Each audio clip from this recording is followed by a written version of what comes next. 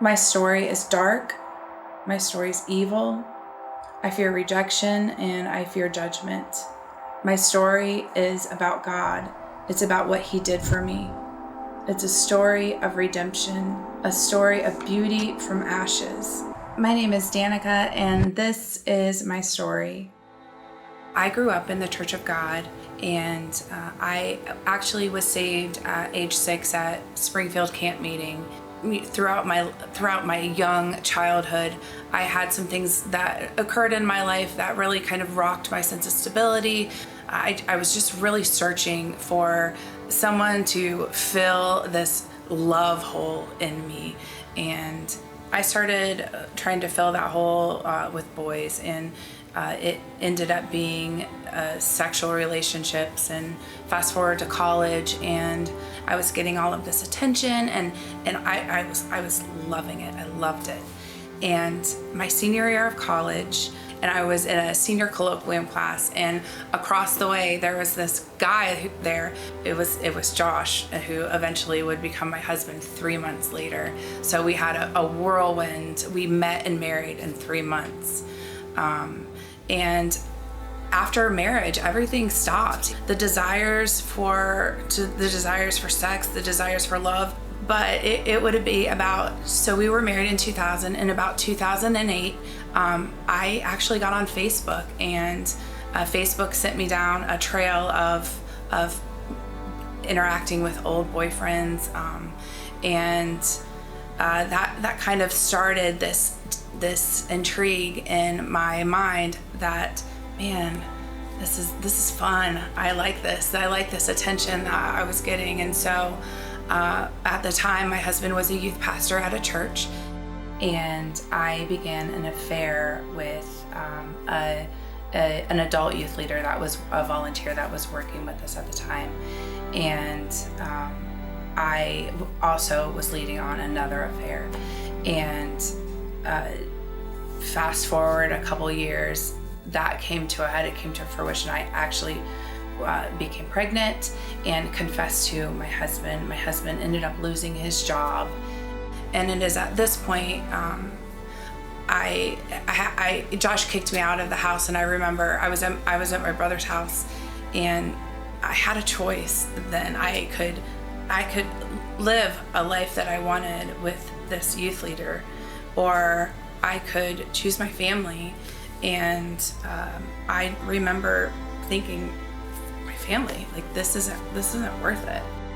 Our relationship appears to be growing and growing, but inside I am dying and dying. Everything seemed to be going back to normal. So in a way, I was thinking, I can get away with this again. I began having multiple affairs. The start of 2 that my husband knew about quickly went to 50 plus. And there's a lot of shame in saying that, but it's very real. It's what I did. So in the midst of these multiple affairs, the lies to cover things up, I ended up having 2 abortions. And I remember laying on the table and looking up. There was a butterfly on the ceiling, and I remember crying out to God, just take me, and that was, I think, even looking back on that table was the moment where I just really started questioning, why, God? Why am I like this? Why do I do this? Why do I do what I don't want to do? Because, as much as I loved it, I hated it. This lasted for about 8 years. In 2016, I was in the Kroger parking lot, and I was just fresh off of a night at a trashy motel. I was high, and I was just in a really low place. I was sitting in my car and just screamed at God. I was so mad. I was so mad that he made me. I was so mad that I was who I was, and I just didn't understand why God would why he would make somebody like me. why he would, like, I don't know, put somebody on this earth who does the things that I do.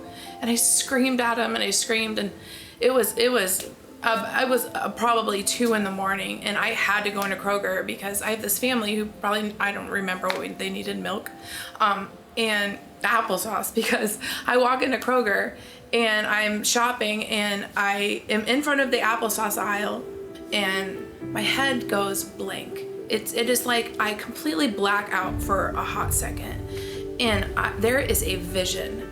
God gives me a vision, and it is me on a stage, and that's all there is, me on a stage.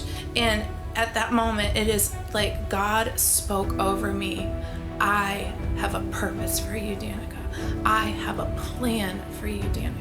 I told you I have a plan for you. I told you I have a purpose for you, and I'm asking you to believe me. I knew that it was God. I knew that he had just reached down in Kroger and rescued me. And I laugh at even saying that, because in my dark sin, I have tattoos on my arms. And so I randomly picked the verse, Psalm 18:16, and that ended up being the verse that God used to say, I'm real. I do what I say I'm going to do. And the verse is that I reached down from heaven and I took hold of you and I pulled you out of deep waters. And he did that for me. And that was the very moment that I knew, like, this is real. God is real. I had a choice. I could stop doing these things, or I could continue and live this life of ugliness and depression and always thinking that, like, being paranoid.